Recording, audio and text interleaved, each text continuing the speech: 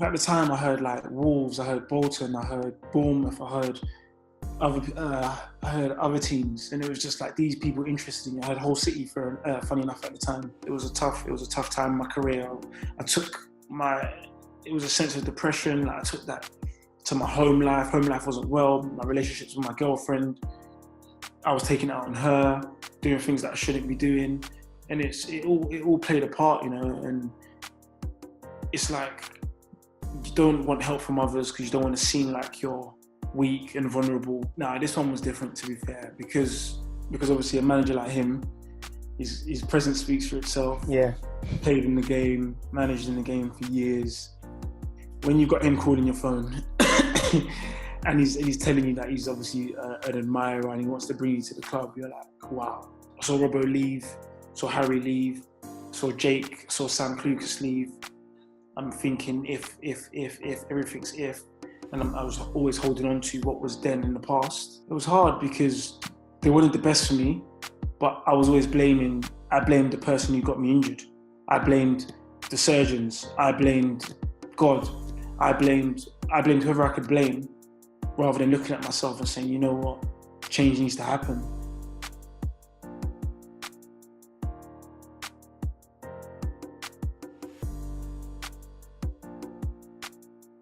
Hello, listeners, and welcome back to yet again another episode of the Beautiful Game podcast. As always, I'm your host, Budge, joined by my faithful two co-conspirators, Dot and Dej. Boys, what's going on? I'm good, Budge, man. How are you, bro? I'm excited for this one. I'm really, really excited for this one. This one's been a long time coming. It's been in the pipeline. Finally happy to get it over the line, man. So raring to go. How about you, Dej? Yeah, I'm doing very well. This is someone that I've followed his career. Because I remember in college, I was told, you need to watch out for my boy. He's going to make it. And boy, has he made it. So, yeah, let's get it cracking. 100%. Let's get it cracking. So we are joined by a very special guest who currently plies his trade for Sheffield Wednesday in the Championship as a fullback. He is, however, equally as adept at fullback as he is on the wing as well. Such is the dexterity of the young man. He established himself in the youth ranks at Leyton Orient before breaking through to the first team at the tender age of 18. And as far as dream debuts go, I don't think they get much better than that. True to his name, Moses, he had defenders parting like the Red Sea when he was running at them. They stood off and he let off an absolute wonder strike with his left foot. He does fancy a shot outside the box with his left foot, actually. He scored a few of those in his time. He's also had stints at Brentford, at Hull, and represented England at under 20 level. So without further ado, we're going to get this cracking as we welcome Moses Odubajo to the platform. Welcome. Cheers, man. We got a lad from Brentford, goes by the name. My introduction ain't going to be as good as Budge's, but I just want to say thanks to the guys for obviously reaching out. Obviously it's a long time coming. We've got the time now to sit down, obviously, as everyone's in lockdown. Yeah. And I'm excited to hear some of the questions that the boys have got for me. 100%. You know what? Yeah, go on. No, but I was just going to say, just very quickly, how are you finding this period? You know what, man? I recently made an Instagram account, which is obviously Moses_28_. And I just thought, it's a weird time in our lives that obviously no one knew that this was going to freaking affect the UK as it's done, obviously, let alone the world. But for me, I think it's given me time to reset, to kind of almost start again in a sense, because I feel like I got to a small roadblock. Obviously, careers ain't as rosy and daisy as they say they are, and obviously kids dream and look at footballers, and fans look at footballers and always think they're not playing well. How can they not be playing well when they're earning X amount a week? They get to go to Dubai because obviously everyone sees Dubai as once you've made a certain amount of money, you go to Dubai, or once you've got a designer wash bag, you've made it, And I feel like this period, it was kind of a reality check in a sense, if I'm honest, for me, because since obviously coming back from my injury, mentally it's been quite tough, you know, because you get to like boundaries. So you pass one boundary, then another one comes in front of you. And I feel like now it's a point for me. Obviously, I've not started the season as well as I thought I would have started in my head, and obviously what I dream about. So I feel like this time now has made me work on things that I didn't have a chance to work on while the season was going, because everyone knows when you're in a daily routine, it just flies by. Before you know it, it's Christmas. After Christmas, New Year's, then your birthday, you're a year older, you know. So I feel like this time especially has helped me a lot, and it probably might have helped others, you know. But I'm reflecting, working on parts of my game that I didn't get a chance to work on, going through old clips, and more on the mental side, man, because everyone thinks, like I said, footballers are freaking, they're in the public eye all the time, and they should know what to do. Mentally, they're always going to be in a position where they're never going to be affected by what they hear. But that's wrong, man. Like we're normal people. We're normal people at the end of the day. You know, if you have a bad day at work, you come home, it's the same for us. You come home, you're still annoyed at it. You wake up the next morning, you're still angry at your work colleague for something you've done yesterday or for something you've done last month. So it's the same for us, you know. And I feel like now with this time, I'm just trying to better myself mentally, and to hopefully finish the last couple of games of the season as high as I can. 100%. So at this moment in time, so what does your day-to-day look like? So have you got a structure, or are you just training, or is there a bit here, there, and everywhere? Well, it goes between everything you've mentioned, to be fair. But no, I try to give myself a main structure, obviously, of working out, trying to keep my body in tip-top shape. So me and my girlfriend, we go into the gym. We're lucky enough to obviously have built one in the garage. So we've got quite a few equipment in there. So we try and use that. We probably do a run. We do 3 runs split with 3 bikes. So we do 1 set of each 3 times. We do some leg weights. Then after that, we do some core work. Then we come back in. I've got like a lot of protein shakes. We take that, have lunch. Ideally, probably take the dog out because we've got a dog. And then once all that hard work's gone out the way, my girlfriend does a bit of homework. Obviously, she's a school teacher. Then I obviously have a little bit of downtime on the PlayStation with Amanda. It's only right. Taking no chances. And as you lot know, you can probably sit on there for hours, man. Yeah. And then before you know it, the evening approaches, and then it's dinner time. Then obviously I started studying Spanish when I got injured, so I've tried to keep that up. So I have lessons. Any particular reason why Spanish of all languages, or was it just been something that you? No, I just thought they speak it in a lot of countries. Throughout my career, I've played with a lot of Spanish people, and like when you go to teams, there's obviously cliques in it, different groups. Everyone just gels. Yeah. And like a lot of teams I've been at, there's always been a little Spanish community, I'd call it. And like, I always used to see them, and like obviously I try, like in the change room, I try and speak to everyone. Like I'm not that type of player. And like they'd always be speaking, and I'm thinking, yo, like this is sick. Like how no one could actually understand what they're saying. And I want to get involved. So little by little, I was learning the lingo. And then obviously I went to Hull, and then my injury happened. And I thought, you know what, man, like I've got a lot of time now. Let me just try and keep my brain active. And I got to a point where I was picking it up very quickly. And then as you start to learn about the different tenses and the different words have 3 or 4 different meanings, that's when it starts to scatter your brain. But slowly but surely, man, I'm understanding and speaking better. Fair play. Now, what we typically tend to do, right, is that when we speak to anyone in the game, journalists, players, so on and so forth, we always tend to start from the beginning, right? Yeah. Now, with your story, obviously you've already alluded to it in what you were saying just then, is that a common theme is having to be mentally strong. And you spoke about, really taking the time out now to focus on that. And I know throughout your career, you've had to be really, really strong, and there's been highs and there's been lows. So I guess what I wanted us to do on this occasion is to change the format slightly. And what we're going to do is we're going to talk about both the highs and the lows, but I want us to start off with the highs, right? So correct me if I'm wrong, but in my mind, the first big one, of course, you've got, signing your first youth contract and so on and so forth, right? Your scholar. But the first thing that comes to mind is your dream debut, right? So I want us to start there. You've gone to Orient. You've worked really, really hard. You've come through the youth ranks, and you make your debut for the team at 18 years old.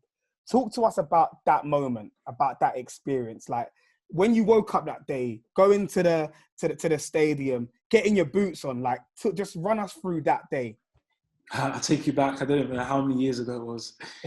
But so the morning of that game, I think it was it might have been the end of the season or near the end of the season. So there was about maybe five loan players who were on loan at Orient at the time. And I thought, the manager, like we had nothing to play for. We were mid-table, I think, or wherever he was in the league at the time anyway. So I was thinking, I woke up, I was like, there's a chance that he's not named the team, because normally he'd name the team on the Friday or even the Thursday or whatever throughout the week.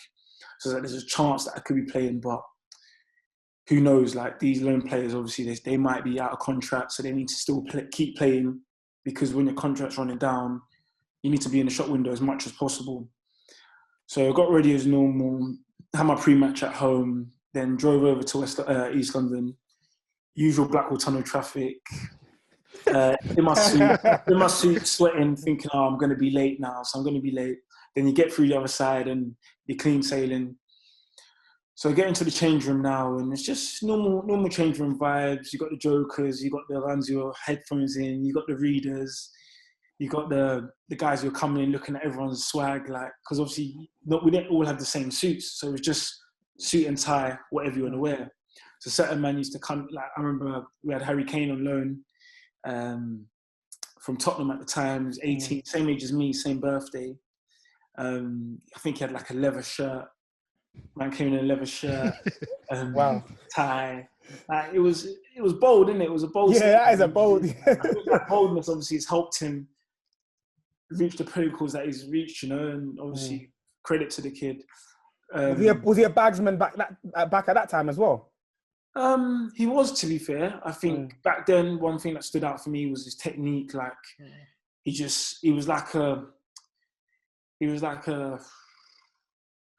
Federer, like in terms of just left foot, right foot, silky. Yeah, like, everything looked nice. Like, there's certain guys when they kick a ball. Yeah, it looks forced. It looks forced. Yeah. And even with your weaker foot, like when certain men kick with their weaker foot, you can tell it's their weaker foot because it's like, it doesn't look too good. But with him, it was just in the air, on the floor, similar to like Tom Huddleston type technique. Like, they can strike through a ball. It's clean. You hear the noise, you know what noise it's hearing. There's a certain man who kick it and you can, what I mean? It doesn't sound nice. Don't get me wrong. You score or you pass your other teammate, it counts, innit? So obviously people used to come in the changing room, whatever. You got the loud people, you got the bold people. Yeah. And the managers come in now, and as you do, you got like a big flipboard, and it's obviously face down, so it's like a closed flipboard. And everyone's waiting now, and I'm sitting there thinking, like I'm excited, but at the same time I'm a bit nervous. And these them times there, I still thought I was a winger. So Russell Slade started talking. He's like, the loan boys, like, I just want to congratulate them for coming here, doing well, because a lot of them were in the Championship at the time, and even one was in the Premier League. So he just wanted to congratulate them. Then he said, look, I don't feel like there's nothing to play for, so I don't want you lot to get injured. So obviously the best thing for me to do is like put you lot on the bench, because if you do get injured and you're in your last year, I don't want you going into the summer injured. So then everything started to get a bit warm. So I'm thinking, like this is a bit unexpected. And the night before, I think I went to bed at like 3 a.m., 4 a.m. because I was just like, I think it might have been the last home game of the season, or it might have been the last game. I'm not too sure. But I was just like, look, it's one of the last games that I'm probably going to get maybe like 5-10 minutes at the end of the game, sprint, do 3 sprints, and then the whistle's blowing. Might even touch the ball. So then anyway, it was like he turned the flipboard over, and it was just like slow mo. But I could only see so I've seen who's on the right wing position, and it's not me. And it's like it was Jamal Campbell-Rice. Okay, So Jamal was on right wing. Something in the case. I've seen the left wing now. Now I can't remember who it was at the time. Might have been Lee Cook. I'm not too sure. I'm like, okay, nah, this is some sort of joke. So as he's flipped it up fully, I've just seen number 22 bottom right. I'm thinking, right back. No, am I bugging out or something? Or is that meant to be some sort of typo? So then everyone's seen the team now. Everyone's come to me. The players at the time, like, yeah, look, man, like, we've seen you in training. Like, it's time. Like, go out there fearless. And I'll never forget, Jama came up to me and just like, look, I'm playing in front of you. Like, no pressure. Just think of it as it's normal 11v11 on a Friday. Starters versus the subs. Like, look what you do to people there. It's the same thing. Yeah. So I was like, all right, cool. So then the game kicked off now, and just, you're young. Like, when you're young, you just steady Eddie. Like, you try and ease yourself into the game. Like, I was mad aware. Like, I'm looking over my shoulder 50 times. I can hear people like, Mo, come in. So I'm coming in. The game starts to go, and I'm thinking, yeah, I feel on my feet now. So then I'm starting pointing at the senior pros, like, yeah, someone's there, left, right. And then obviously the goal now. So the ball's dropped to me, like, I think it's just over the halfway line, I'm not too sure, or just inside my half. So I've started running with it now. And as I'm running, it's like, it just feels like everyone's just backing off. And like, Jamal Campbell-Rice has made a run behind me, and he's gone down the right. So as he's made that run, he's dragged another 2 defenders out to the right. So then I'm now looking at the back 4. So I've gone from looking at one midfielder and one winger to now looking at the back 4. So as I'm getting close to them, they just keep backing off, and I can hear like someone's trying to come from behind me.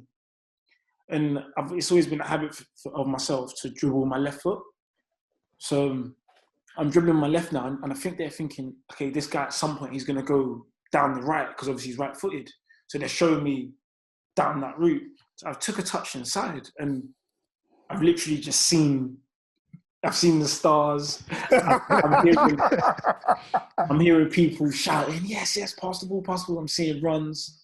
And then I just put my head down, and I just thought, if I hit this ball as clean as I know I can hit it, the rest is history. So I hit the ball, and I didn't even, my head was still down when it hit the net. And the minute it hit the net, I just heard the loudest roar.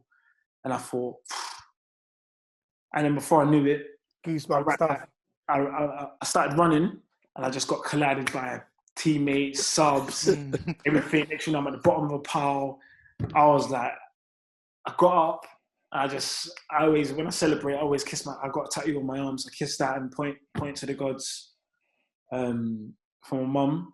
I kissed that, and I was just like, rah. So I'm walking back to the kickoff bit, and I just froze. I was like, just done a madness. Well, you know what? It didn't kick in. Like, I thought, rah, like, because like normally you're used to watching or seeing someone else do that. I was just like, nah, man. So I carried on playing the game. I think it was like half time. People were still listening to the gaffer, whatnot.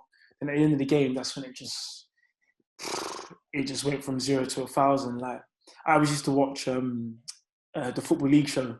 I don't know if it's still on. Yeah. Football League show. I had Twitter back then. I just literally jumped on Twitter back then properly. Got back into the change room, looked on my Twitter, just notification. Mental. Got showered, went to see my family in the players' lounge. Like, it was an experience, man. And literally when I got home, said, yo, I'm recording Football League. So I need to see that again. then fast forward now, Football League now, I'm seeing myself. These times I used to love FIFA as well. So it's like I'm watching someone playing FIFA. So then I'm hearing the commentary behind it. I'm seeing all of this. I'm like, I just see it going. I was thinking, wow, like, is this what it's about? Like, is this what being a YTS? Obviously, if people don't know what that is, it's being having a youth scholarship when you leave school. Is this what getting home at midnight after watching the first team on a Tuesday night? Is this what putting the goals up when your hands are frozen for the first team to train? Is this what pumping balls up that are freaking rock solid already? Is this what getting told off for not doing jobs? Like, is this what it's all about? And you know what, that I think that shaped me, man. But you know what, it's weird because that summer I didn't even let it get to me. Like, that summer I was still in Downham, so I was still on the end. Still on the end, bro. I had a little army now, so I had like my brother, my friend Rashid. I had a lot of people, Ramon at the time. Baller as well. We'd go to the fields, like we were doing our mini pre-season. These times pre-season was way away. There was no holidays then. Like, it was back to like summer in Downham. Like, it was the sun was out. Like, you go to pits. You go to Power League, which is obviously in Catford. If you know, that's what it was called at the time. You go and play there. Like, teams would hear about like us lot and be like, "Okay, yeah, we want to play you lot. Like, bring your strongest five." So then we'd play against like Stefan Cox, Daniel Johnson, proper ballers. Preston, Tranmere, Ryan James. I don't know where he plays now. Rory Hill. People like that would play against them like all summer. But yeah, man, that was my breakthrough goal.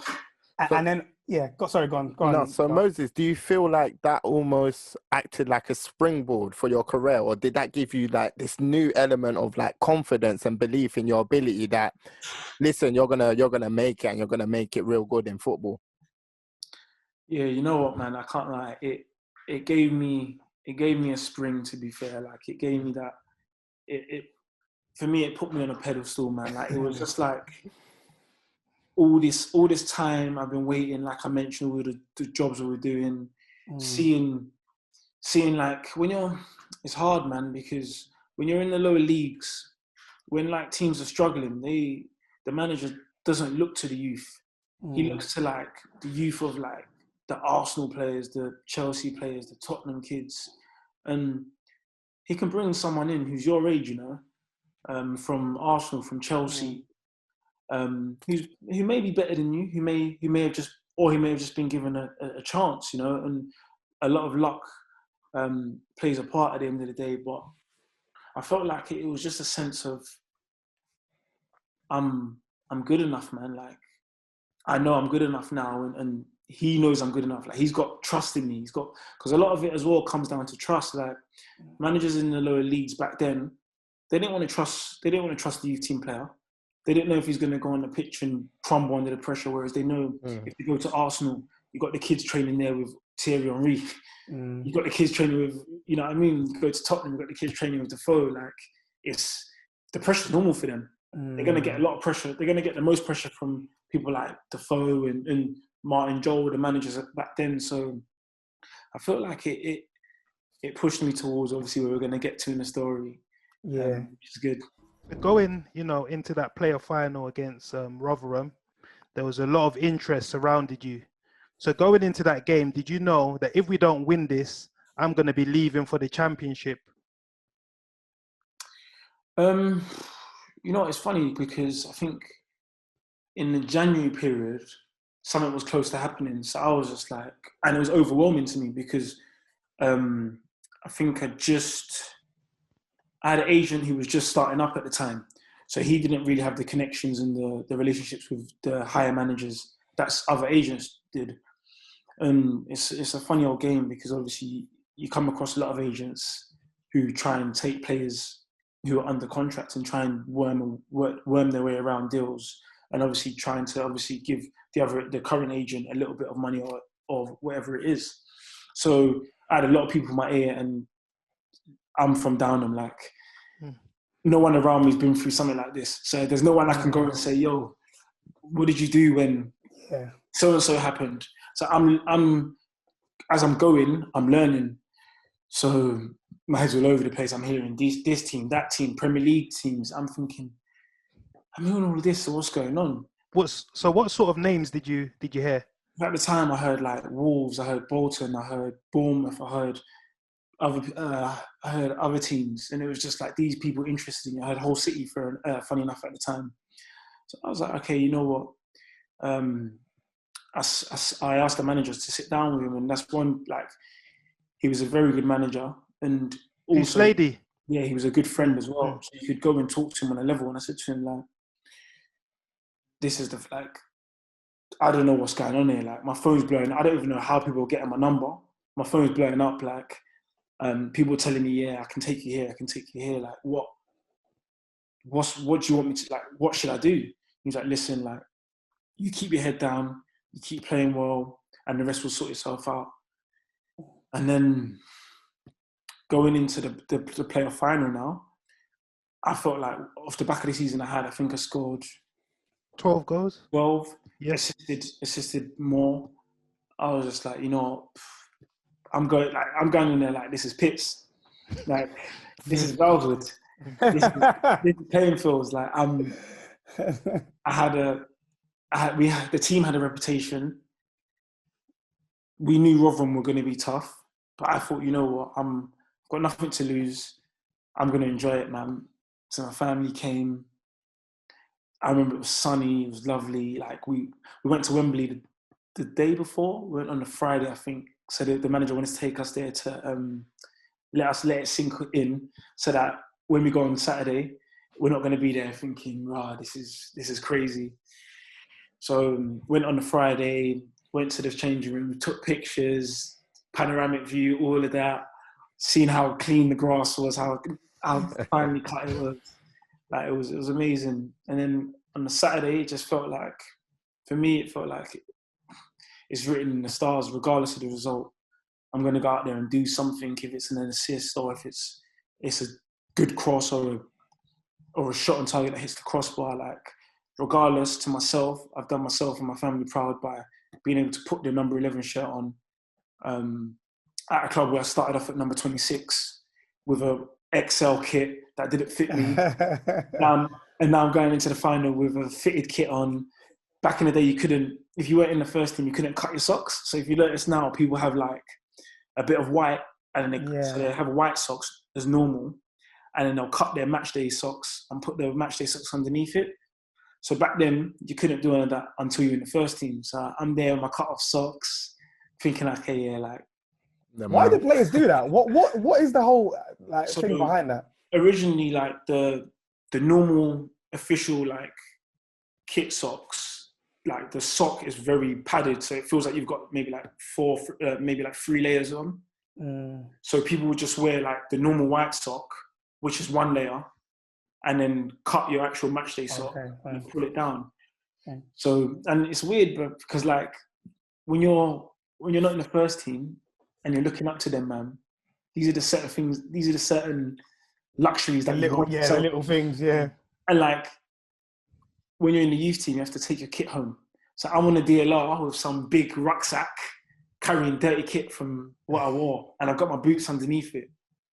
And then you're seeing the first team man roll up in their little Louis Vuitton wash bags, and the kit's already washed for them, folded.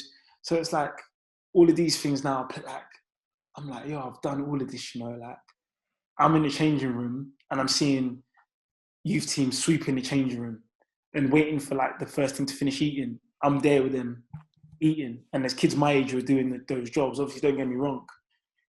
I'm not boasting or gloating or anything, but it's the little things that you see happening, and you're like, wow, like I'm about to actually have a career. So then Wembley happens. Obviously, everyone knows the result. I think I assisted as well as obviously scoring. Similar to my first debut goal, it was off instinct.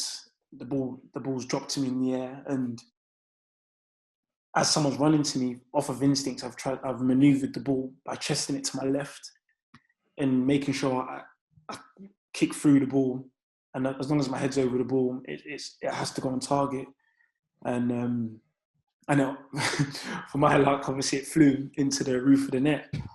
I think then I didn't know what to do. I threw my top off, and as I threw it off, I started running, and I saw Kevin Lisby like, "What are you doing? Stop!" Like, so I stopped, and everyone come. Yeah, you could see it in the celebration as well. You were like, "Oh." Stopped. I was thinking, "Oh, what have I done?" So then I picked up a yellow now, and I'm like, I don't even care about the yellow card. Like, I'm at Wembley. This is where the national team play. Like, this is a big game. Like, we're gonna lift a trophy.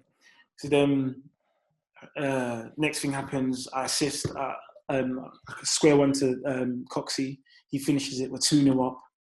Half-time whistle blows. I've got a little strut now. Like, I don't know where the struts come from. I've got a strut. I'm walking into the dressing room.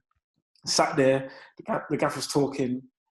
I've got my shirt off, just cooling down, thinking, 2-0 up, scored and assisted. Like, we just got to see the game out. Like, he kept saying, you're most vulnerable when you've just scored, so they're going to come out, the blocks flying, all of this, all of that. I'm thinking, yeah, good one, Gaffer. Like, I'm on top of the world. The team's on top of the world. Anyway, we got out second half, and then Rebs, who was obviously at Orient before, scores an incredible goal. Yeah. And then I think they score another one from a corner. And I'm like, wow, like, this is we've just gone from 0 to 0 now. And then, as you know, cramp starts kicking in. So I'm like, wow, I'm on the verge of freaking passing out here. It was warm. My calves were going every time I sprinted. We've gone through to extra time, handled that well, and it's come to penalties. And still to this day, I'm always like, I should have taken a penalty. I should have taken a penalty. I should have taken a penalty. I should have stepped up. So anyway, we had a loanee from Everton. He was younger than me as well. He stepped up, scored. Then our centre half now, he's a ball player, French guy, Matthew Baudry at the time. He's like, I want to take one. And I'm like, and you know what? I sat down and I was just like, I'm not going to put unnecessary pressure on myself. But at the time, that's what I said to myself. But now I'm like, that pressure is what makes us us. And I could have handled that pressure, not even knowing that I would have handled it, but I would have handled it. And I feel like I should have taken one. But we lost on penalties. I went down to see my family, as I always do. And everyone was just like, look, keep your head held up high. You done well, like the team done well, like little old Orient, as they used to say. And I just thought to myself, like, I need a break now. We've done the playoffs, so we only had like literally a month off. So I need a break. We need to shut down from football.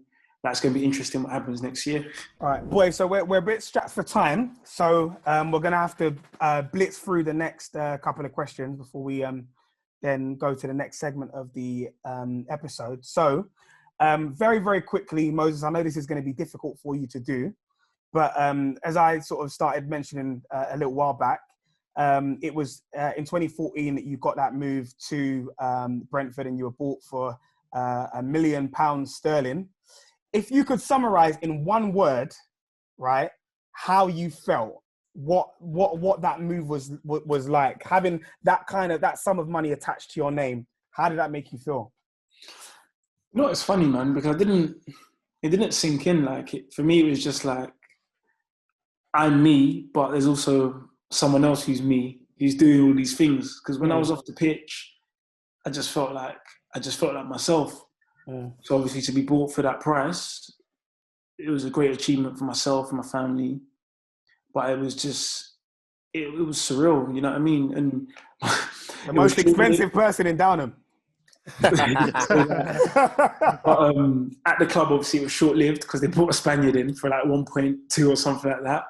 But before he came in, like, some of the lads were obviously giving me like football banner about being worth 1 million. But I just took it in my stride. Really, I didn't really let it get to me. So I just thought, you know, at some point, my dream is to play in the Premier League, and I'm going to be bought for a lot more than this. So for me, it was just another step in the right direction. Cool, fair point. And then we fast forward to your time at Hull. So obviously you were at Brentford for a little while, and then you got to move to Hull, and was brought in by Steve Bruce. So what was that experience like? Was it any different to your previous moves? Like this one was different, to be fair, because obviously a manager like him, his presence speaks for itself. Yeah. Played in the game, managed in the game for years. When you got him calling your phone and he's telling you that he's obviously an admirer and he wants to bring you to the club, you're like, wow, is this what level we're talking now? And you look at the club he wants to take you to. At the time when I moved there was the likes of Mohamed Diarmi, Shawnee Aluko, Tom Huddleston, Michael Dawson, Jake Livermore, Ahmed El Mohammadi, Ryan Snodgrass, Robert Snodgrass, Andy Robertson, Abel Hernandez, Abel. You got people. You had Yelovich as well at that time. You got big people in the change room there, and for me, it was like going from I was the big fish now in a little pond.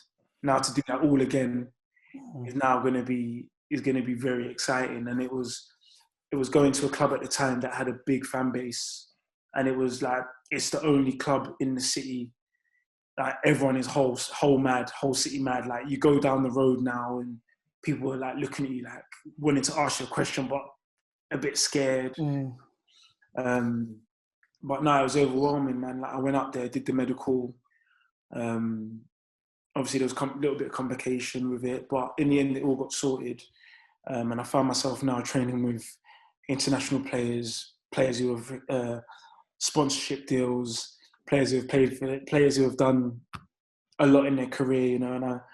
And I thought, you know, I'm just going to be me at the end of the day. Like, I'm not gonna force it. Like, you got players who force it a lot of the time, and people are like not really feeling them. But I just thought, you know, what will be like. You just friendships, like, they happen by people just connecting to each other, just moving towards each other, you know. And I feel like that happened with a lot of the players. And the manager obviously showed trust to pay. I think it was 3 point something for me.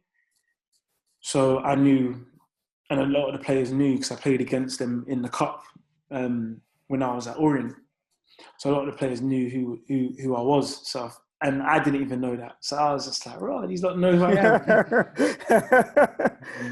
am. During the time, there was a lot of reported interest. Apparently, Roberto Martinez wanted you from Everton. Tottenham were also interested. Was any of these offers concrete? Nah, you know, in football, there's a lot of hearsay, man, and there's a lot of dealings that happen in terms of like people try and push players out there, maybe agents, I don't know, or journalists. But who knows? It could have been.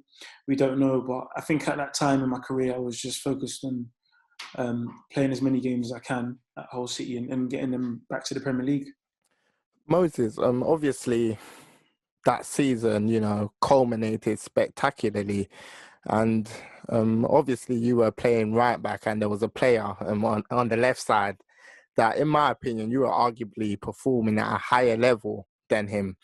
And obviously he's gone on to be, you know, this world-class performing left back and then now a European champion and now on the verge of actually, you know, winning a Premier League.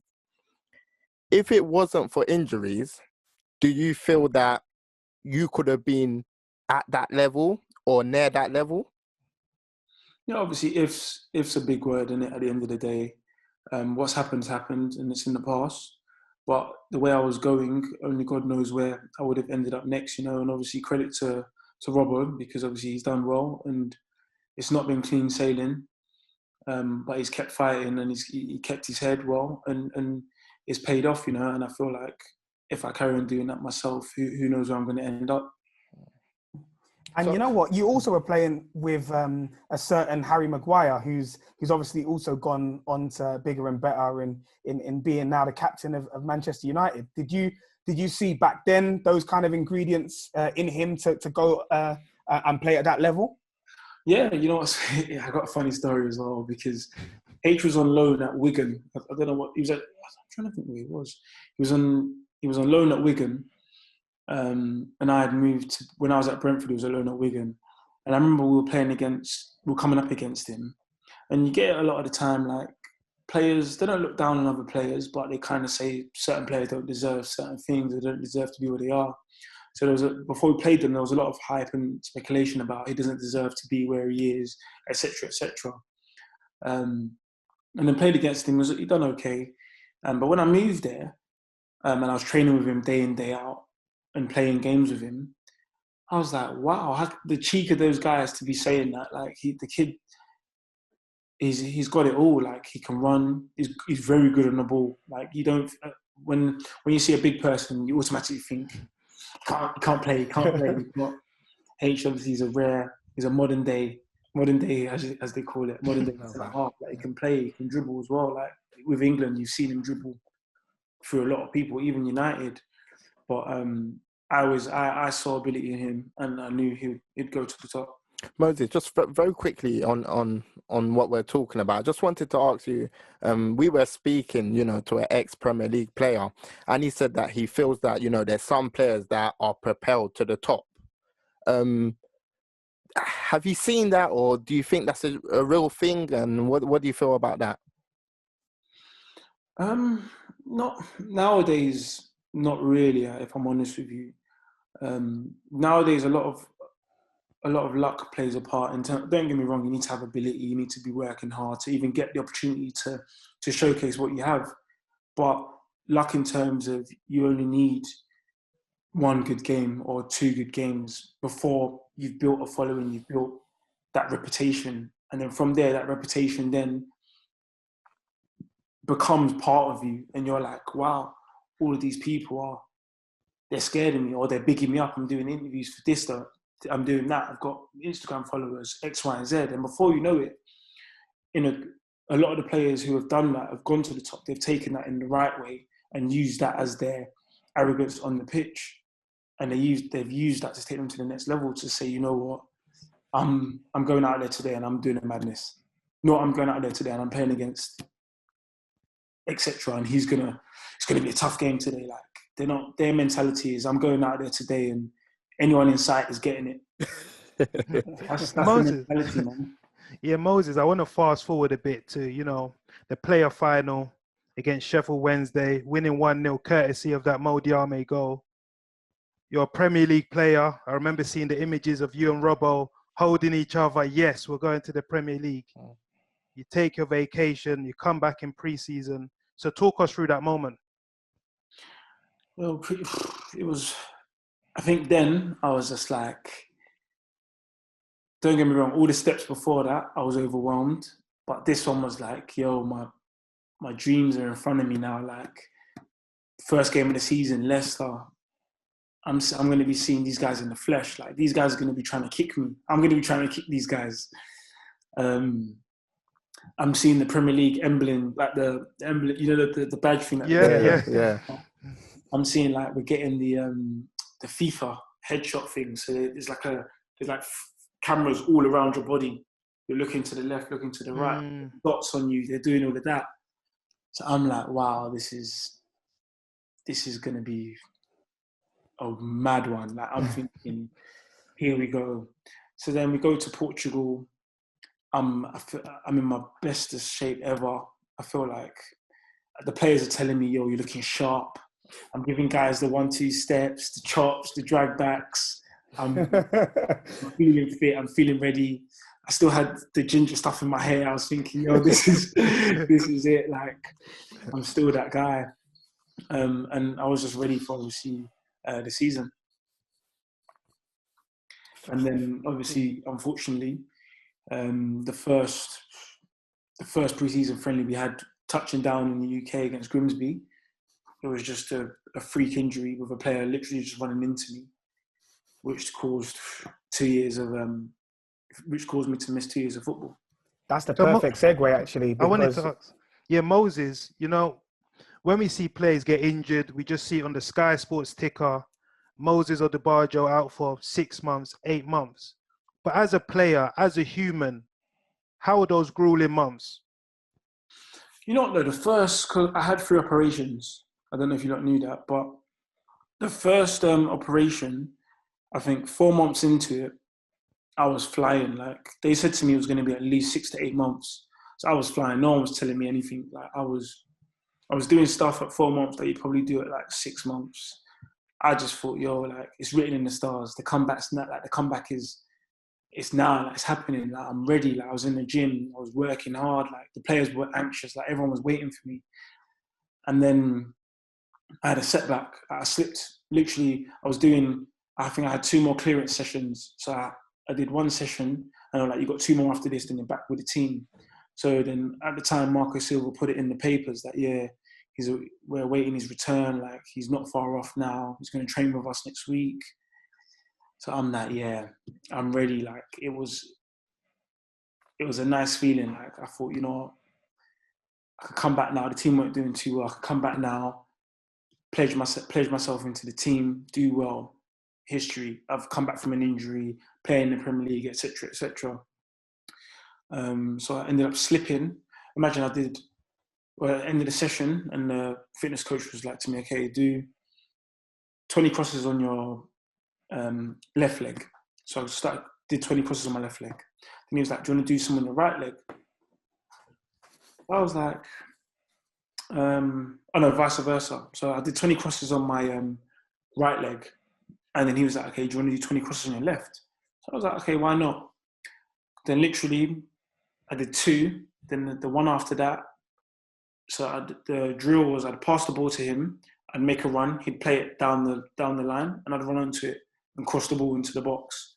He played it down the line, I ran onto it, I slipped. And then my knee just locked, like it locked at a 90 degrees angle. So I was just like, wow, this isn't what I did before. And I looked down, and like my kneecap had like come apart, so I could put my finger through my kneecap.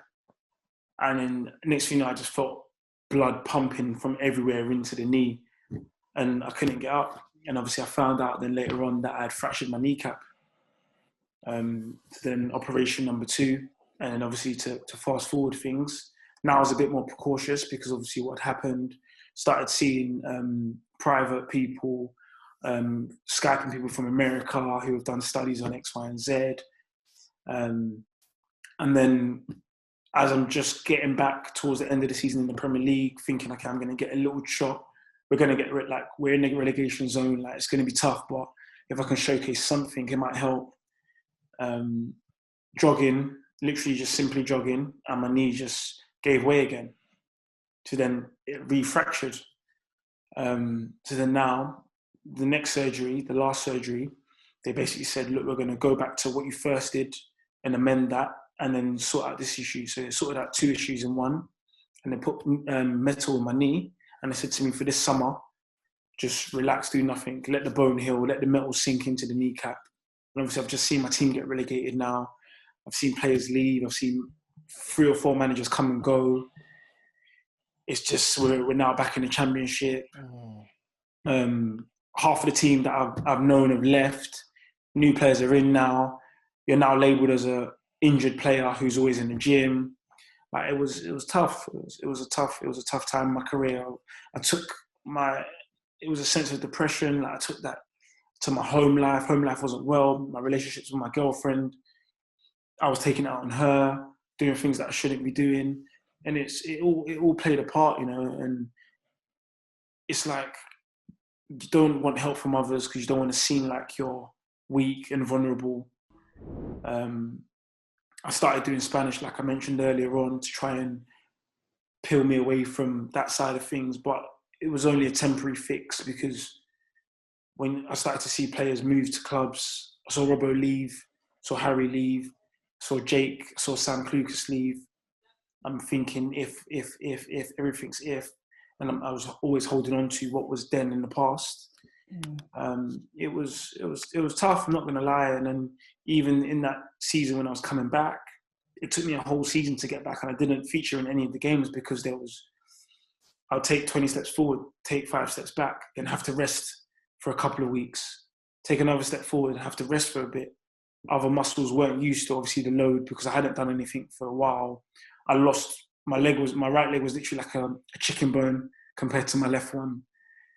to try to build that back up. Like it was hard, man. Like it was something that I wouldn't wish on anyone else, because a lot of people would be like, oh, you got it easy, like, you know what I mean? You're still getting paid, like, etc., etc. But that doesn't bring me happiness. My most happiness was taken from me, which was watching people play every Saturday or Tuesday, what it was. And I was sat in the stands. Look, things like not even being able to walk properly, getting up and down stairs. At a time, I was limping, couldn't get down, points where I couldn't even shower. Like it was tough. It was tough.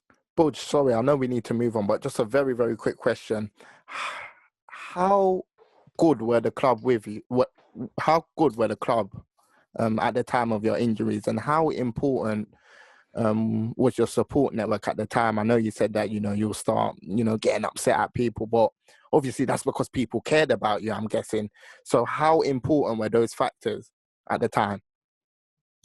At the time, you don't really realize it, man, because if I'm honest, I was in a dark tunnel. Like, I wasn't hearing nothing from no one. Like, the club were very helpful. Like, the physio said to me, look, just clear off for a month, because you can't do anything till September. So in August, he was like, clear off for a month, clear your head. So me and my girlfriend, we went on a holiday. We did things that I wouldn't be able to have done if I was playing, which was nice. But still then, like, I just felt like I wasn't listening to the people who were most important to me. Like, yes, I'd take it in, but listening and reacting off of it is a different thing. Like, it was hard because they wanted the best for me, but I was always I blamed the person who got me injured. I blamed the surgeons. I blamed God.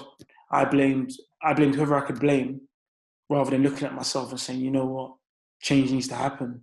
Like, there were days when I was like, I don't even feel like showering today. There were days where I didn't even feel like getting out of bed. And we lived in a house in Leeds at the time, which was quite big. So if people would knock on the door, it'd take me a long time to get downstairs. So I'd just open the window some days and say, what do you want? And now when I look back and think, that's rude. And it was part of the journey, and I feel like that now has molded me mentally more than ever. Because, I thought I was mentally strong prior to that, before the injury. But when that injury hit, I knew I was not strong at all. Like, I knew what I had before was just a false sense of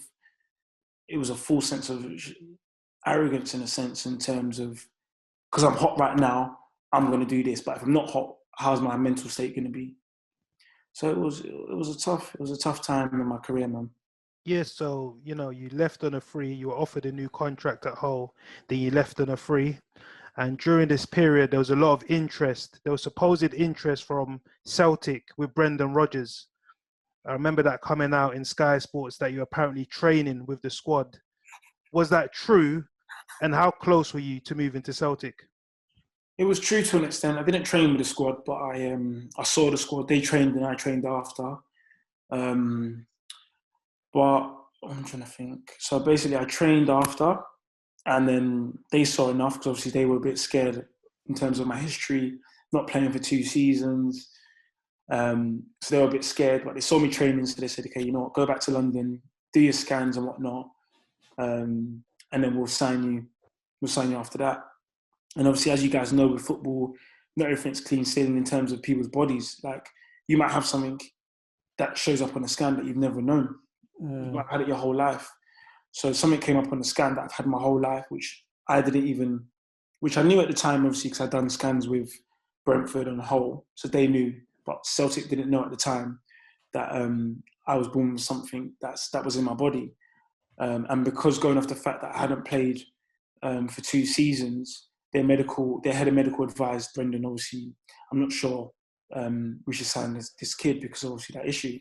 So obviously this was ongoing for weeks on end. So it was killing me, because obviously I was out of contract.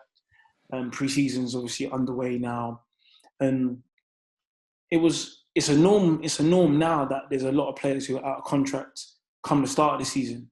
But when I was younger, by the start of the season, there was hardly any players out of contracts.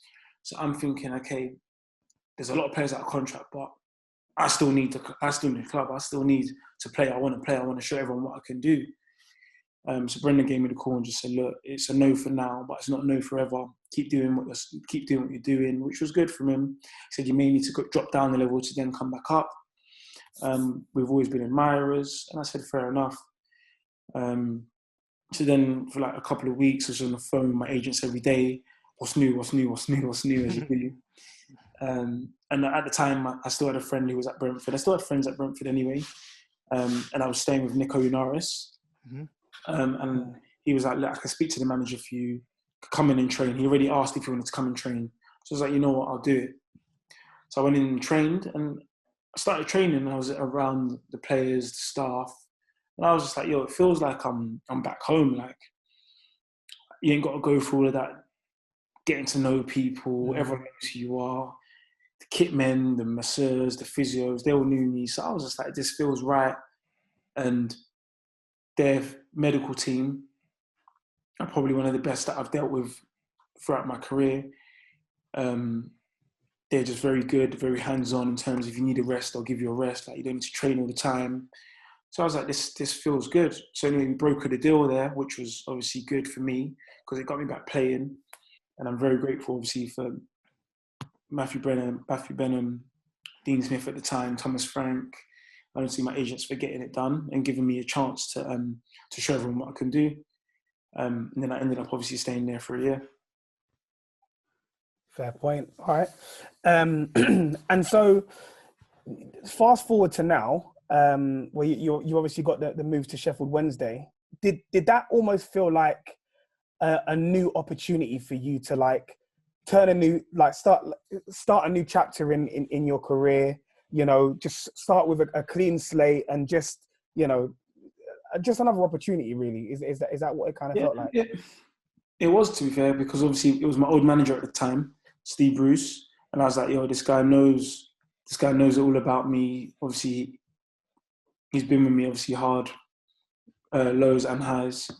So it's a time to go again. And I thought, you know what, this is a club where the fan base is incredible. Like, it's got Premier League following. Like, the fans are die hard, which is what I wanted. And then obviously little did I know that with all of that comes the negatives. You hear more, you see more, there's more pressure involved. And this is probably the biggest fan base that I've played under or in front of, should I say. Like, we're going away to teams like Derby and Birmingham, and it feels like it's a home game. Like, they're selling out on all the allocation that they get. Like, these fans are the real deal. Like, they will travel to London on a Tuesday night and they will support you, then go to work on Wednesday. Like, it's amazing what this club has. And all of that obviously does come with negatives, like I've said before. And I've unfortunately not started the season as well as I wanted to have. And I feel like I've put a lot of pressure on myself in terms of wanting to get back to where I was, show everyone what I can do. And when I don't do that, that's when it feels like, rather than dropping normally, it feels like I'm dropping down 6 mountains. Because it's like I've put that pressure on myself, not even from the fans, I put it on myself. And now that's not happening, it feels like I've got so much more, I've got a long way to climb before I can reach the top again. Yeah, so Moses, how unsettling was it? Because Steve Bruce came to the club, then obviously there was that whole ongoing saga with Newcastle, which he finally left to go to. Then obviously Gary Monk comes in. As a player, knowing you're bought by someone to perform a role, then another manager coming in, did you feel unsettled? Not really, you know, because obviously it's football at the end of the day, you know. Like, it sounds brutal, but managers are here 1 minute. If they're not performing, they're gone the next. Like, it's just like players, if I'm honest. And I just thought, Gary Monk's coming in. He's managed. He's got experience. He knows how to work with players. He's got a good choice of players to choose from in terms of position-wise. I just need to show him that I can perform well enough for him to pick me week in, week out.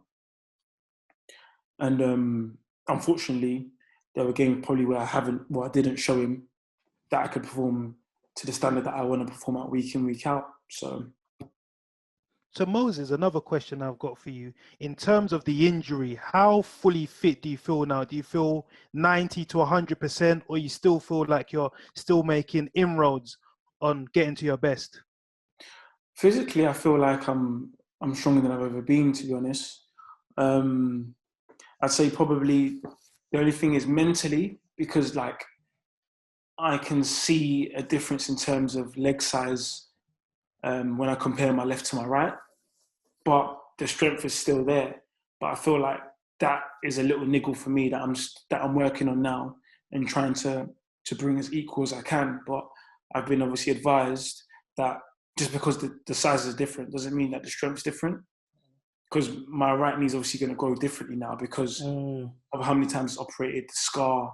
So that's something that I've slowly had to deal with and stop trying to perfect, and rather than that work on other things, which I am doing.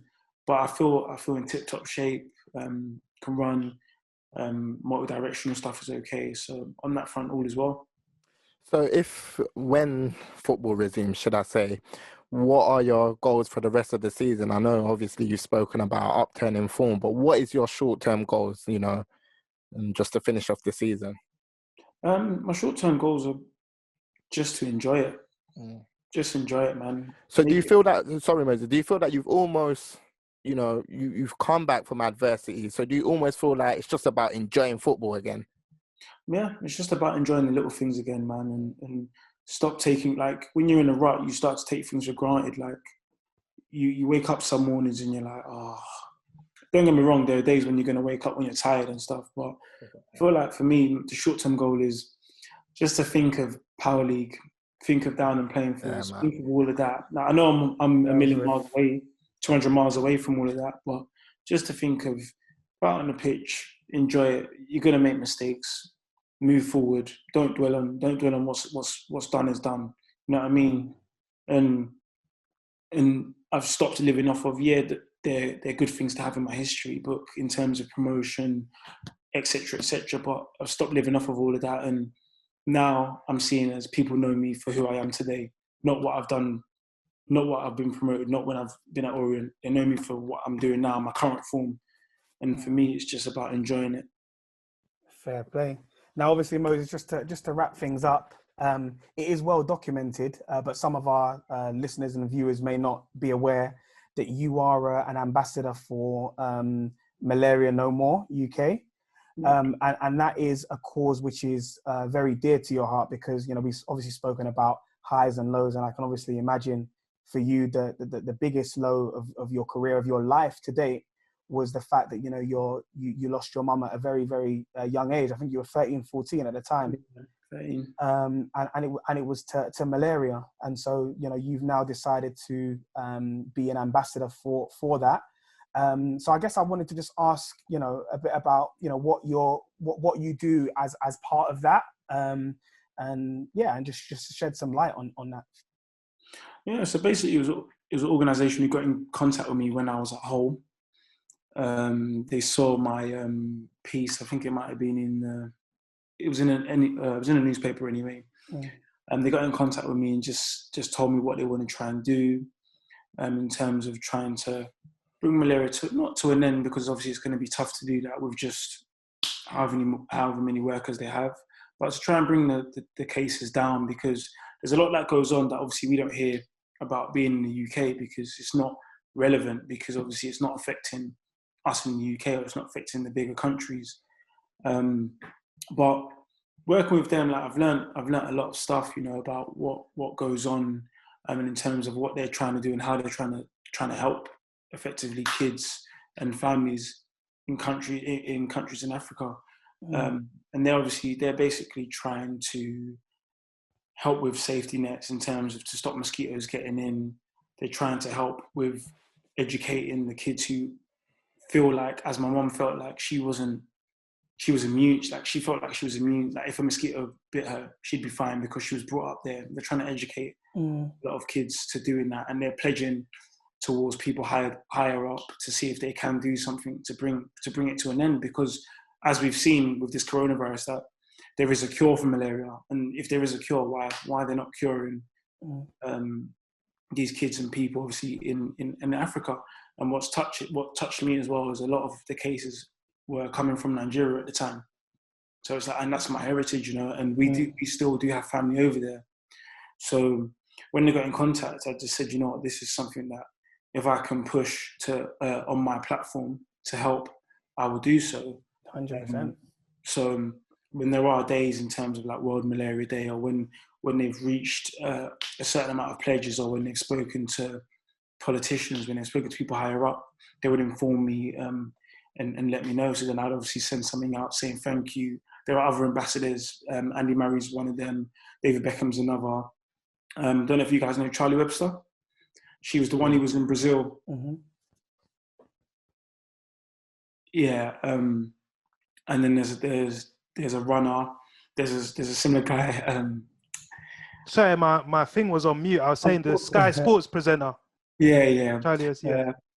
So a lot of people obviously who have been in contact with the deceased, they've obviously joined to try and push the word out, because imagine her like going to Brazil to do the Olympics and obviously not knowing. And then when I spoke to her about it, funny enough, she thought that was it. Like they were ready to turn off the life machine because they had no cure for it. And they were giving her drugs that were out of date. They were giving her medicine that wasn't working. And her mum flew over. And then that's when someone who was walking past asked her, have you guys tested for malaria? And they said, oh, no, we'll do that now. Then that's when they tested for it. And it came out positive. So that story is obviously incredible itself. And I feel like now, as a group of special ambassadors, with the platform that we've been blessed with, we can try and push it further into the hands that it needs to be into. 100%. And we, as we obviously mentioned before we went on air, we were speaking about it, we are, as a platform, going to support that as well, and support you in your endeavors as an ambassador for that charity. And so we'll make sure when we put out the episode, we'll share the links and let all of the viewers and listeners know where to donate if they'd like to as well, and that kind of thing, man. So big up yourself for having the strength to stand up for something like that, despite all of, the things that have happened to you in your career, in your life, and that kind of thing, man. It's honestly such an inspirational story, man. 100%. Like we already alluded to, I've grown up with you and your older brother, and like just the way that he handled things in school and stuff, and it's just to see what you guys are doing now, man. It's honestly so inspirational, and we're supporting you. We already said we've been following your career, and we're going to continue to do that. We're going to continue to support you, and we know that you're going to do and deliver great things. You've got so much of your career still left to play, man. So the world is your oyster, man.